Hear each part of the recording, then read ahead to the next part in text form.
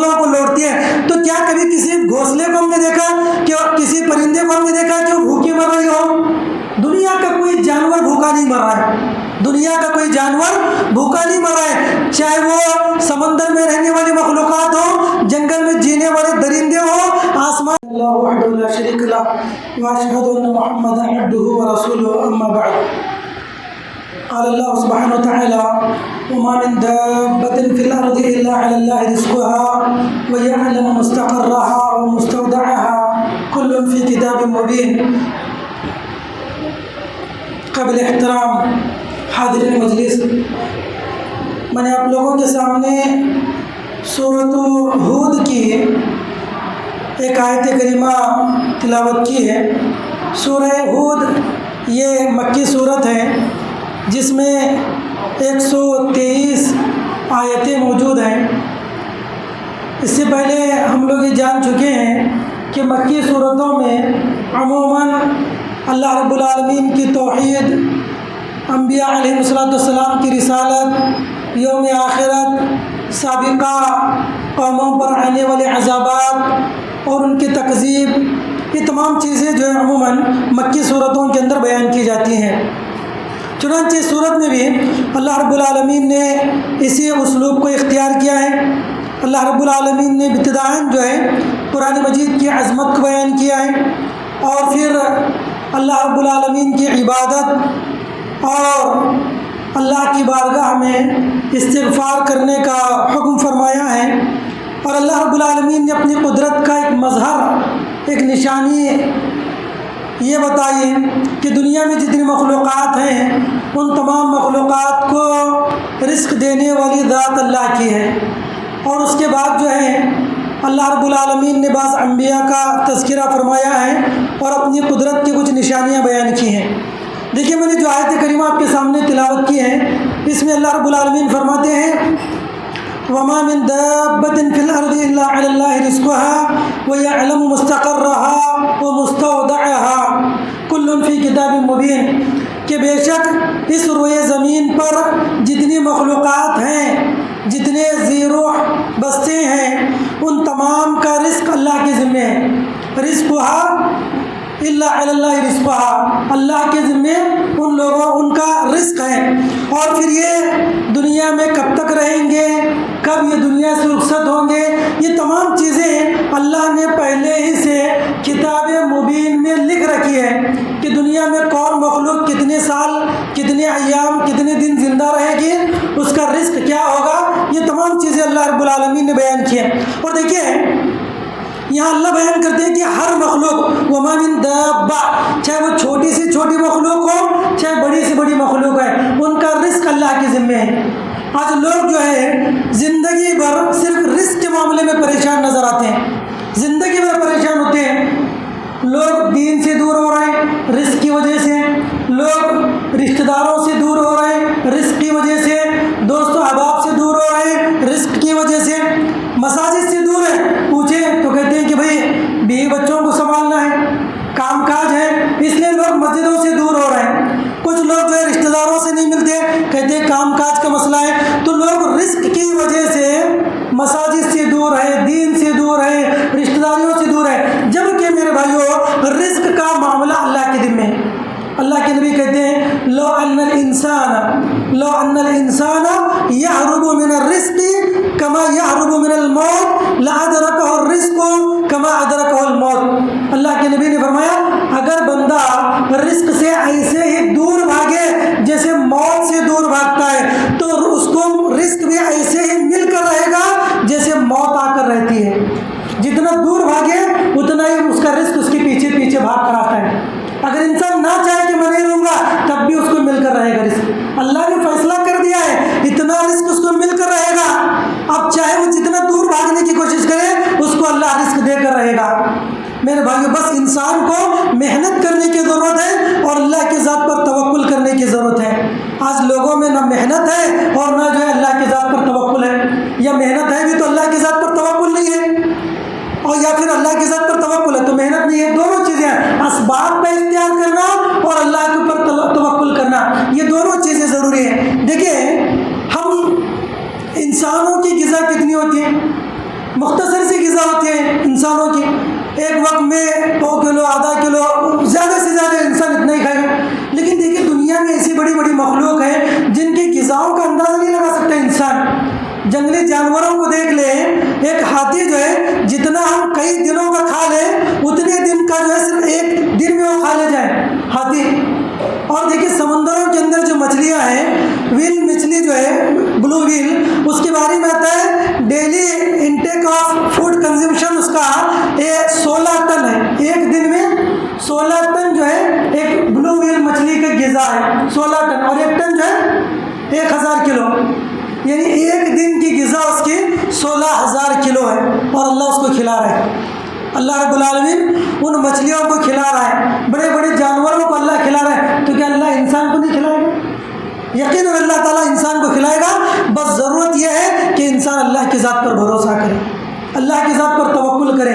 دیکھیے وہ حدیث مشہور ہے، آپ علیہ السلام نے فرمایا لو انکم توکلون علی اللہ حق توکلہ لرزقکم کما یرزق الطیر تغدو خماسا وتروح بطانا۔ اللہ کے نبی نے کہا کہ اگر لوگ اللہ کی ذات پر ایسے ہی بھروسہ کرے جیسے پرندے اللہ کی ذات پر بھروسہ کرتے ہیں، تو اللہ ان کو ایسے رزق دے گا۔ یہ تغدو خماسا وتروح بطانا، یہ پرندے صبح جب اپنے گھونسلوں سے نکلتے ہیں بالکل بھوکے اور خالی پیٹ ہوتے ہیں، جب اپنا رات میں واپس لوٹتے ہیں تو یہ بالکل پیٹ جو ہے ان کا بھرا ہوتا ہے، تو پیٹ بھر کر جو ہے یہ مخلوق اپنے گھروں کو اپنے گھونسلوں کو لوٹتی ہے۔ تو کیا کبھی کسی گھونسلے کو ہم نے دیکھا کہ کسی پرندے کو ہم نے دیکھا کہ وہ بھوکی مر رہی ہو؟ دنیا کا کوئی جانور بھوکا نہیں مر رہا ہے، دنیا کا کوئی جانور بھوکا نہیں مر رہا ہے، چاہے وہ سمندر میں رہنے والی مخلوقات ہو، جنگل میں جینے والے درندے ہو، آسمان میں اڑنے والے پرندے ہو، دنیا کی ہر مخلوق کو اللہ رزق دے رہا ہے، تو پھر کیا انسانوں کو اللہ رزق نہیں دے گا؟ ضرور دے گا اللہ تعالیٰ۔ اور انسان کی غذا مختصر ہے، کلو آدھا کلو انسان ایک وقت میں کھائے، ویل مچھلی ایک وقت میں 16 ٹن غذا، 16,000 کلو ایک دن کی اس کی غذا ہے، صرف ایک دن میں بلو ویل کی 16 ٹن غذا جب وہ کھا سکتی ہے تو اس کی پوری زندگی میں کتنے ٹن وہ کھائے؟ اور ایک مچھلی کی بات ہے تو اس طرح کے سینکڑوں ہزاروں جو ہے سمندروں کے اندر اللہ کی مخلوقات ہیں، اللہ ان کو روزانہ رزق پہنچا رہا ہے۔ تو کیا انسان بھوکا سو سکتا ہے؟ کہ انسان کو اللہ رزق نہیں دے گا؟ یقیناً اللہ تعالیٰ ہر مخلوق کو رزق دینے والا ہے، شرط یہ ہے کہ انسان محنت کرے، اللہ کی ذات پر توکل کرے۔ اللہ نے فرمایا وَمَا مِن دَابَّةٍ فِي الْأَرْضِ إِلَّا عَلَى اللَّهِ رِزْقُهَا وَيَعْلَمُ مُسْتَقَرَّهَا وَمُسْتَوْدَعَهَا كُلٌّ فِي كِتَابٍ مُبِينٍ، اللہ نے پہلے سے لکھ دیا ہے۔ اس کے بعد جو ہے اللہ رب العالمین نے اپنے تخلیق السماوات والارض کا ذکر فرمایا، کہا وَهُوَ الَّذِي خَلَقَ السَّمَاوَاتِ وَالْأَرْضَ فِي 6 أَيَّامٍ وَكَانَ عَرْشُهُ عَلَى الْمَاءِ لِيَبْلُوَكُمْ أَيُّكُمْ أَحْسَنُ عَمَلًا۔ اللہ نے فرمایا کہ اللہ رب العالمین نے آسمان و زمین کو صرف 6 دنوں کے اندر پیدا کیا، اور اس سے پہلے اللہ کا عرش پانی پر ہے۔ اللہ رب العالمین نے آپ لوگوں کو اس لیے پیدا کیا تاکہ وہ جانے لِيَبْلُوَكُمْ أَيُّكُمْ أَحْسَنُ عَمَلًا، کہ تم میں اچھا عمل کرنے والا کون ہے۔ دیکھیے اللہ رب العالمین نے انسانوں کو جو پیدا کیا اپنی عبادت کے لیے پیدا کیا اور حسن عمل کے لیے پیدا کیا۔ دیکھیے جگہ جگہ جہاں بھی اللہ نے عمل کی بات کہی، حسن عمل کی بات کہی، لِيَبْلُوَكُمْ أَيُّكُمْ أَحْسَنُ عَمَلًا، تم میں اچھا عمل کرنے والا کون ہے، یعنی کہ زیادہ عمل کرنے والا کون ہے، کہا اچھا عمل کرنے والا کون ہے۔ اور اچھا عمل کیا ہے؟ قاضی عیاض رحمہ اللہ کہتے ہیں اچھے عمل کی 2 علامتیں ہیں۔ اچھا عمل وہ ہے جس میں 2 شرطیں پائی جائیں، اخلصہ و اصوبہ، ایک تو اللہ کی ذات کے لیے خالص ہو، دوسرا نبی کی سنت کے مطابق ہو۔ 2 چیزیں جس کے اندر پائے جائے وہ حسن عمل ہے، وہ اچھا عمل ہے۔ تو وہی بات جو ہے اللہ رب العالمین نے یہاں بیان کی ہے۔ تو یہ اللہ رب العالمین کے آسمان و زمین کی تخلیق کا مقصد اللہ رب العالمین نے بیان کیا کہ خالص اللہ کی عبادت اور بندگی کی جائے۔ اس کے بعد دیکھیں اللہ رب العالمین نے کچھ انبیاء کیے، قوموں کا ذکر فرمایا، اور بالخصوص قوم نوح علیہ السلام۔ دیکھیے تاریخ اسلامی میں حضرت نوح علیہ السلام کا بڑا تذکرہ ملتا ہے، اس لیے کہ اول نبی ارسلہ اللہ الی الناس، اللہ رب العالمین نے لوگوں کے پاس سب سے پہلے جس کو نبی بنا کر بھیجا وہ حضرت نوح علیہ السلام ہے۔ دنیا میں پہلے انسان حضرت آدم علیہ السلام، سب سے پہلے نبی حضرت نوح علیہ السلام، سب سے پہلے نبی، پہلے پیغمبر اور پہلے رسول جو ہے حضرت نوح علیہ السلام ہے۔ حضرت آدم علیہ السلام کی وفات کے بعد تقریباً 10 جنریشن جو ہے توحید پر قائم تھی، 10 پشتیں، 10 نسلیں ان کے بعد جو ہے توحید پر قائم تھی۔ پھر اس کے بعد جو ہے آہستہ آہستہ ان کے اندر شرک پھیلنے لگا، لوگ بتوں کی پوجا کرنے لگے، عبادت کرنے لگے، تو اللہ رب العالمین نے حضرت نوح علیہ السلام کو نبی اور رسول بنا کر بھیجا۔ اب دیکھیں اللہ کے نبی حضرت نوح نے کتنے سو سال دعوت کا کام کیا؟ 950 سال، سبحان اللہ، 950 سال آپ نے دعوت کا کام کیا۔ بہت کم لوگ آپ کی ذات پر ایمان لائے اور بقیہ لوگ جو ہے بس آپ کا مذاق اڑاتے، آپ کی تحقیر کرتے اور آپ کو گالی گلوچ کرتے۔ تو اللہ رب العالمین نے جب فیصلہ کر دیا کہ نوح جتنے لوگ ایمان لائے اب اس کے بعد کوئی ایمان لانے والا نہیں ہے، فلا تبتئس، تم مایوس نہ ہو۔ اللہ رب العالمین نے حضرت نوح علیہ السلام کو کشتی بنانے کا حکم دیا۔ فرمایا اللہ تعالیٰ نے وَاصْنَعِ الْفُلْكَ بِأَعْيُنِنَا وَوَحْيِنَا وَلَا تُخَاطِبْنِي فِي الَّذِينَ ظَلَمُوا إِنَّهُمْ مُغْرَقُونَ، کہا کہ اے نوح تم میری آنکھوں کے سامنے، میری نگاہوں کے سامنے کشتی بناؤ اور اس کشتی میں ان لوگوں کو سوار کرو جو تمہاری ذات پر اور میری ذات پر ایمان لائے۔ چنانچہ حضرت نوح علیہ السلام نے کشتی بنانی شروع کر دی۔ وَيَصْنَعُ الْفُلْكَ وَكُلَّمَا مَرَّ عَلَيْهِ مَلَأٌ مِّن قَوْمِهِ سَخِرُوا مِنْهُ قَالَ إِن تَسْخِرُوا مِنَّا فَإِنَّا نَسْخِرُ مِنْكُمْ كَمَا تَسْخِرُونَ۔ اللہ فرماتے ہیں کہ جب حضرت نوح علیہ السلام نے کشتی بنانی شروع کی، دور دراز علاقے تک کوئی سمندر نہیں تھا، پانی کا کوئی تالاب نہیں تھا، حضرت نوح کشتی بنا رہے، اللہ کا حکم تھا، ایمان تھا اللہ کی ذات پر حضرت نوح کو کہ یقیناً ایک عذاب آنے والا ہے جس میں نجات کے لیے کشتی کام آئے گی۔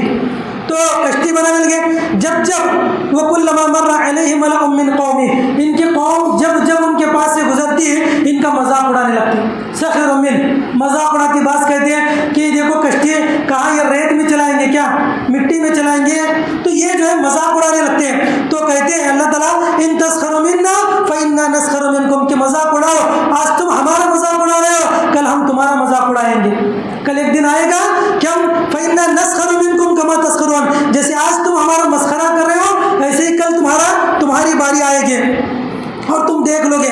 فسوف تعلمون من یأتیہ عذاب یخزیہ ویحل علیہ عذاب مقیم، جب اللہ کا عذاب آئے گا، رسوا کرنے والا عذاب آئے گا تو تمہیں بچانے والا کوئی نہیں ہوگا۔ چنانچہ حضرت نوح علیہ السلام نے ایک کشتی بنائی 3 فلور کی، اور اللہ رب العالمین کا عذاب آنا شروع ہو گیا۔ حتیٰ اذا جاء امرنا وفارت النور قل نحمل فيها من كل زوجين 2 وأهلك إلا من سبق عليه القول ومن آمن وما آمن معه إلا قليل۔ کہتے ہیں کہ حضرت نوح نے جب کشتی بنائی، اللہ نے فرمایا کہ دیکھو ہر مخلوق میں سے 2 جوڑے تم اپنی کشتی میں سوار کر لو، ہر مخلوق میں سے 2 جوڑے نر اور مادہ، تاکہ جو ہے ان کی نسل آگے پھر چلتی رہے۔ چنانچہ حضرت روایات میں آتا ہے، امام ابن کثیر رحمہ اللہ وغیرہ نے لکھا ہے حضرت نوح علیہ السلام نے 3 ہفتہ ایک کشتی بنائی جس میں پہلے درجے میں جو ہے درندوں کو رکھا گیا، اس کے بعد دوسرے درجے میں جو ہے انسانوں کو رکھا گیا، اور تیسرے ہفتہ میں جو ہے پرندوں کو رکھا گیا۔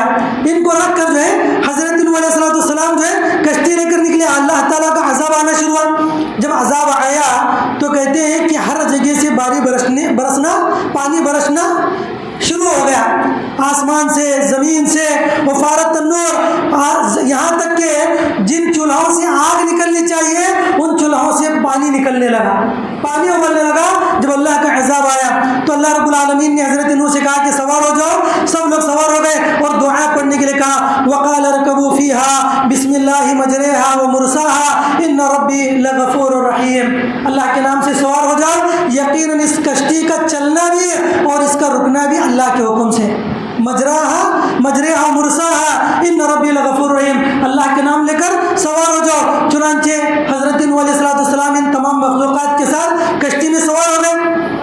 وَهِيَ تَجْرِي بِهِمْ فِي مَوْجٍ كَالْجِبَالِ، اور بڑے بڑے لہروں کے اندر، سمندر کی جو ہریکینس، بڑی بڑی لہریں ہوتی ہوتے ہیں، اور کبھی کبھی بڑے بڑے کروز اور سمندر جو بڑے بڑے کروز ہوتے ہیں یا شپس ہوتے ہیں ان کو یہ ڈبو کر رکھ دیتے ہیں۔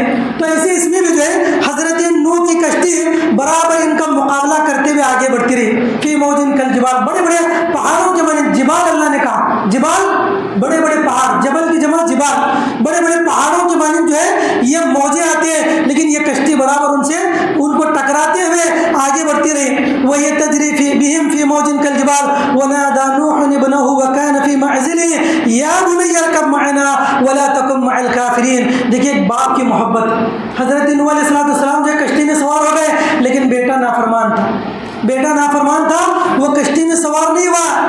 جب حضرت نوح نے دیکھا کہ اپنا بیٹا جو ہے ڈوب رہا ہے پانی میں، بیٹے کو آواز دی، کہا وَنَادَى نُوحٌ ابْنَهُ وَكَانَ فِي مَعْزِلٍ يَا بُنَيَّ ارْكَبْ مَعَنَا، اے میرے بیٹے ہمارے ساتھ کشتی میں سوار ہو جا، تیری جان بچ جائے گی۔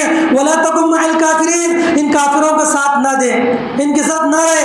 لیکن وہ بیٹا جو کافر تھا، آخری زندگی میں اس نے ایک برے انسان کی صحبت اختیار کی، کہاں اس کو آخر میں ایمان کی توفیق نصیب ہوگی۔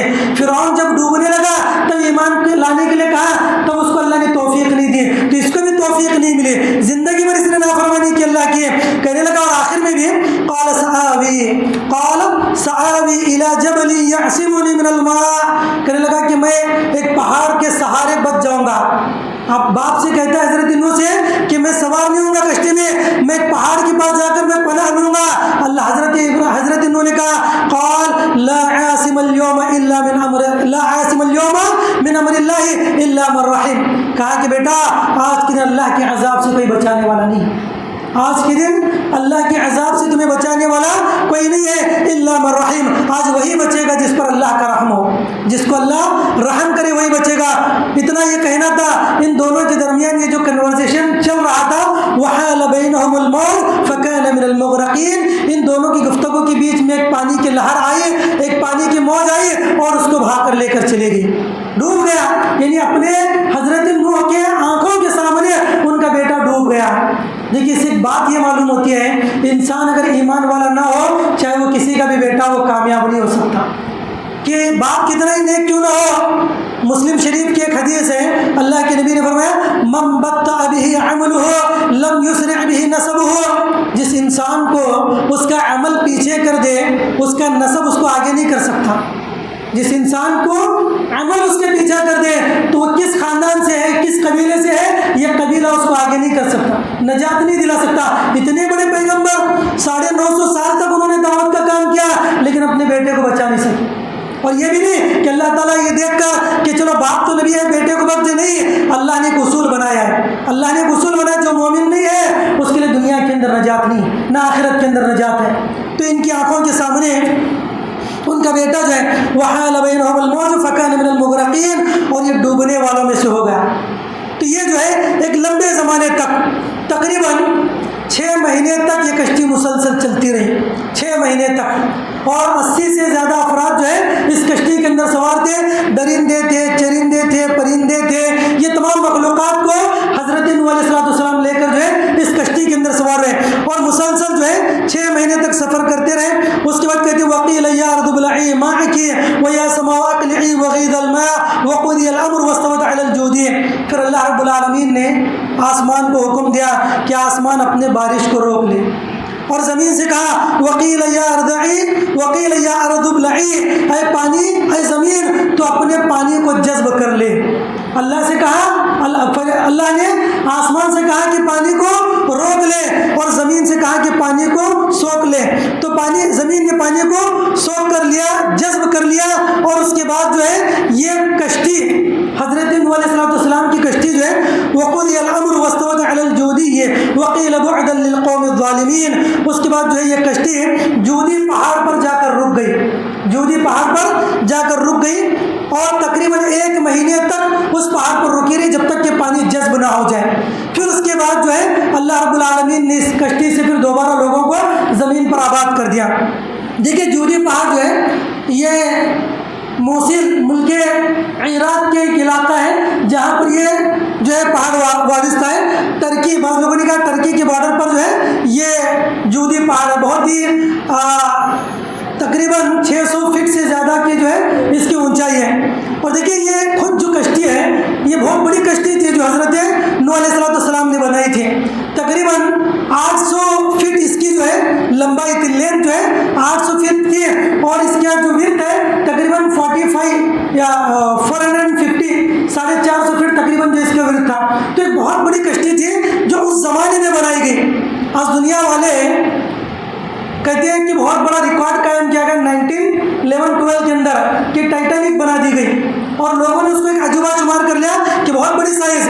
دیکھیے حالانکہ اس کی بھی اتنی ہائٹ تھی، یہ بھی تقریباً 802 فٹ تھی، اور حضرت نوح علیہ السلام کی 800 فٹ تھی، یعنی بمشکل 200 فٹ بس یہ ٹائٹینک زیادہ ہے اس زمانے میں بنائی گئی. لوگ کہتے ہیں کہ کیا انہوں نے ٹیکنالوجی اختیار کی ہے، کتنی جو ہے جامع اور کتنی شاندار جو ہے یہ کشتی بنائی گئی. لیکن حضرت نوح نے تو ہزاروں سال پہلے کشتی بنا دی، اور لوگ جو ہے اور پھر یہ جو کشتی بنائی گئی تقریباً جو 200-250 سال جو صرف اس کے بنانے میں لگ گئے، ٹائٹینک کے بنانے کے اندر. اور اس میں نام اس کو دیا گیا انسنکیبل، نہ ڈوبنے والی کشتی.